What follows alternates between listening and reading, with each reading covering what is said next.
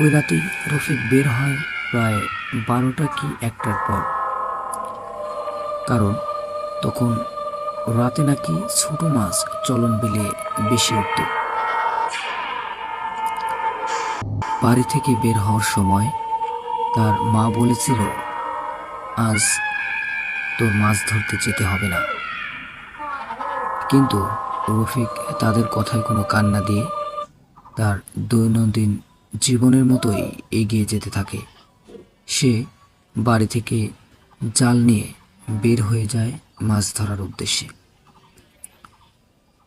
বিলের মধ্যে ঢোকার পর প্রথম 10 থেকে 15 মিনিট সব ঠিকই ছিল, কিন্তু হঠাৎ একটা জিনিস রফিক পরে বলেছিল, হঠাৎ করে মনে হচ্ছিল কেউ যেন পিছনে হাঁটছে। সে কয়েকবার পিছনে তাকায়, কিন্তু কাউকেই দেখতে পায় না।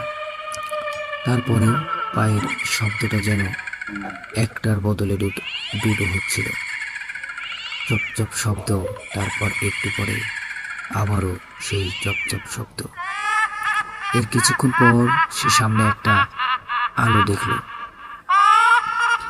আলোটা লণ্ঠনের আলো। সেটাকে অনেক জায়গায় কুপি অথবা হ্যারিকেনও বলা হয়ে থাকে।